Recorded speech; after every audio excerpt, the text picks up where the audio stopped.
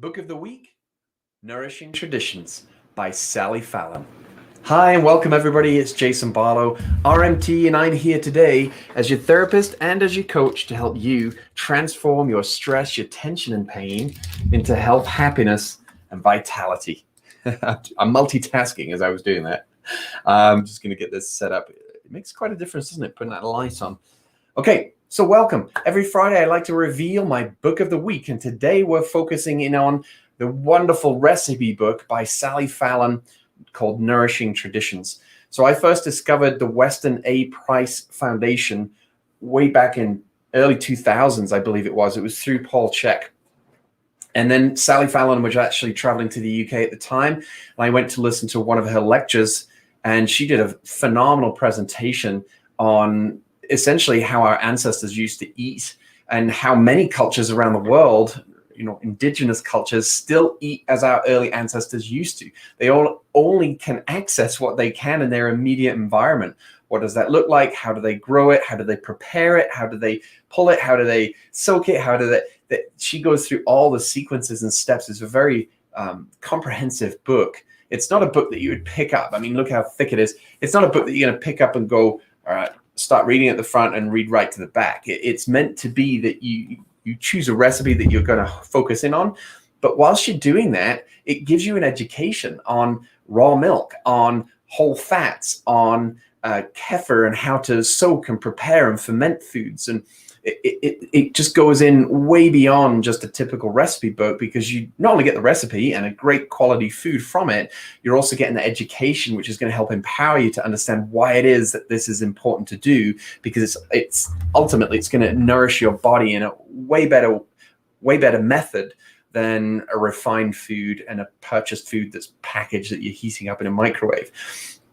So it's a book I highly recommend to help as a resource for choosing recipes, and it covers everything. It is very whole food based, very meat centric. It's great for any kind of carnivore out there.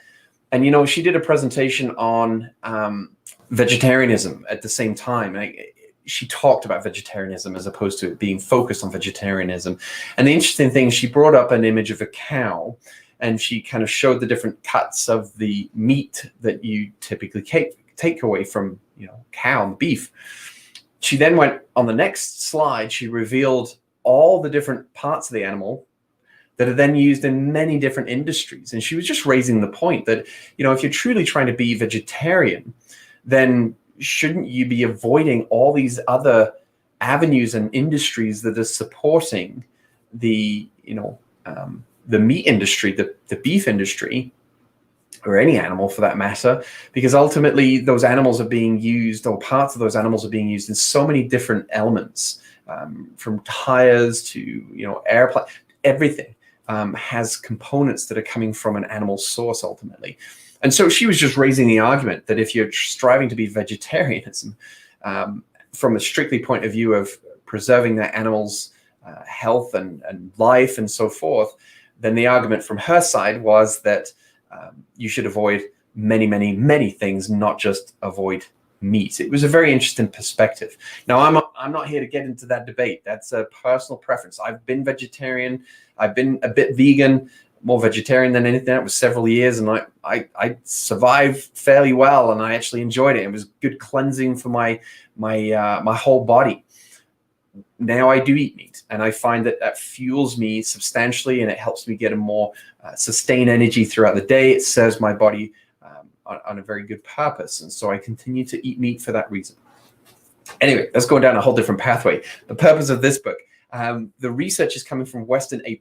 Back in the 1940s, he was a nutritional pioneer. Didn't even know it at the time necessarily. He was actually a dentist, and he traveled the world and studied all these native cultures, these indigenous cultures around the world, from the Eskimos up in Alaska to the Aboriginals down in Australia and everything in between. So all different continents he traveled to. And what he was fascinated by in particular was obviously their structure of the teeth, the integrity of the teeth, their skeletal frame of their face. He found that indigenous people that were eating pure foods, whole foods, as their early ancestors had, and for many, many, many, many generations were still on the same diet, is that they didn't have dental issues. They didn't have crowding of the teeth. They had a very symmetrical, rounded face, which accommodated the teeth structure far better. Now, if you just go on Google and put in Weston A price images, you'll see, if you just click on the images on the Google, you will see a whole bunch of pictures that will share what I'm sharing with you right now.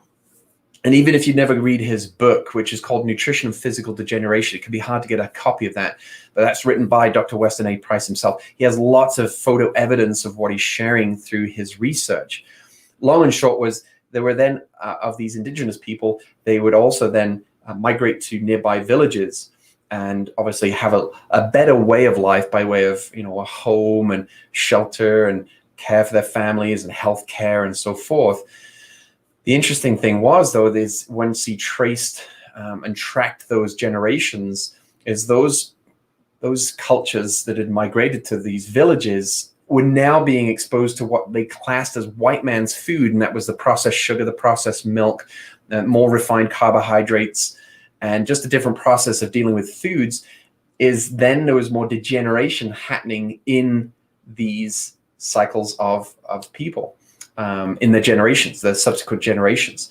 And so his research was very pertinent at the time for illustrating the benefits of organic foods, whole foods, trying to eat as locally as possible. And that's essentially what Sally Fallon, she is the current president of the Weston A. Price Foundation. If you just, again, in the description below, I've given the website, but it's Weston A. Price, Weston A. Price, PRICE.org, and you'll be able to access this book from there, but also a lot of research articles and a lot of up-to-date material that's relevant right now with respect of eating a whole food diet. But it's a book I highly recommend. Have it on your bookshelf, and you'll pull it out here and there and use it as recipes. It's great for the whole family. If you want to educate your kids about nutrition and foods, this is, again, a great resource. And yeah, like, one of the favorite recipes in here that my kids have enjoyed is the sweet potato cookies. So a cookie, every kid, big kids as well, loves eating cookies. Well, why not make it with a sweet potato and try it out and experiment? So lots of great recipes in here to explore. So that's Nourishing Traditions. I'll say that again. Nourishing Traditions by Sally Fallon. Highly recommend that book of the week. Before you go, remember, it's still an opportunity to get a hold of my book for free. It's available at jasonbarlowrmt.com. Just leave me your email. I'll fire a digital copy off to you right away. And remember, ultimately, I'm here to serve you. Any feedback, any comments, let me know. Any books that you've recommended or that I need to read, tell me. I want to get some interaction going on here. I got lots of books to go through here. You can see behind me. So I've got lots more to share with you. But do let me know if there's anything that's would like to hear in particular about, or any books that you would recommend for me to read. I'm open. And I've got a long list on my Amazon list already, but I can always add to that more. Anyway, your muscle health is my #1 priority. We'll see you guys on Monday. Thanks for listening.